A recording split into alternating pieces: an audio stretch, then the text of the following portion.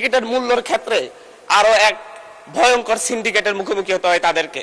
যদি সৌদি আরব থেকে আসার জন্য বাংলাদেশের টিকিট কাটলে সেটা 30-35 হাজার টাকায় কিনা যায়, কিন্তু বাংলাদেশ থেকে সৌদিতে যাওয়ার জন্য যদি টিকিট কাটতে হয় বাংলাদেশের সিন্ডিকেটের কারণে এই টিকিটের দাম 1 লক্ষ থেকে 1,20,000 টাকা পর্যন্ত হয়ে যায়। মাননীয় স্পিকার, তারাও আইটি খাতে সেটা 1% কম, স্বাস্থ্য খাতেও 1% কম, এবং প্রকৌশল খাতে 1% কম।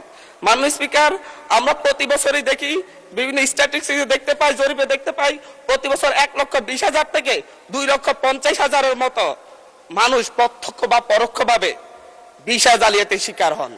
কিন্তু কতগুলো ভিসা জালিয়াতির ঘটনায় বিচার হয়, এই ক্ষেত্রে বাংলাদেশ অনেক পিছিয়ে রয়েছে। মাননীয় স্পিকার, 2019 থেকে 2023 সাল মাত্র 4 বছরে প্রায় 20,000 প্রবাসী টিকিট জালিয়াতির মুখে পড়ে। টিকিটের মূল্যের ক্ষেত্রে আরো এক ভয়ঙ্কর সিন্ডিকেটের মুখোমুখি হতে হয় তাদেরকে।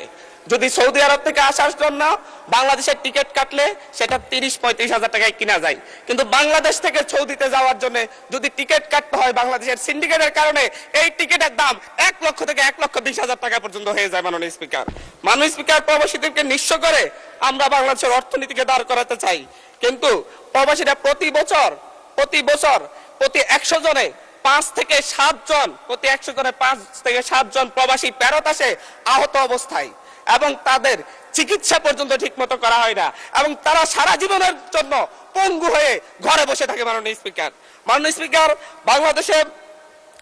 বাংলাদেশে প্রতি বছর প্রায় 1.5 থেকে 2,000 প্রবাসীর লাশ বাংলাদেশে আসে, এবং এখানে 1.5 থেকে 2,000 প্রবাসী মৃত্যুবরণ নিহত হয় বিভিন্ন দুর্ঘটনার কারণে, কিন্তু তাদের পরিবারের খোঁজার কেউ রাখে না। আমরা নিঃস্ব হওয়ার যেই অবস্থা দেখি, আমরা এই ক্ষেত্রে দেখি সরকারের উদাসীনতা, সেটা যেই সরকারই হোক। নতুন সরকার এসেছে, 3 মাস হয়েছে, আমরা এখানে আলোচনা করতেছি, সরকার যেন নতুন করে উদ্যোগ নেই। আমরা পূর্ণ অতীতের মতো পিছনে ফিরে যেতে চাচ্ছি না। মাননীয় স্পিকার, পাসপোর্ট রিনিউ এবং বিপদগ্রস্ত লেবারদের পাশে বাংলাদেশের দূতাবাসগুলো দাঁড়ায় না।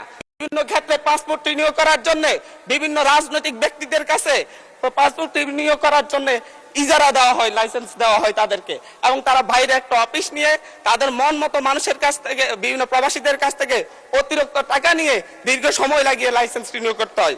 মাননীয় স্পিকার, আমরা যদি বাংলাদেশের অর্থনীতিকে দাঁড় করাতে চাই, মাননীয় স্পিকার, আমরা যদি বাংলাদেশের প্রবাসীদেরকে প্রকৃত। ধন্যবাদ মাননীয় সদস্য, ধন্যবাদ। আচ্ছা, 1 মিনিট বলেন। আমাদের বাংলাদেশের অর্থনীতিতে 5 থেকে 10% মোট জিডিপি, 5 থেকে 7% মোট জিডিপি প্রবাসী আয়ে আসে।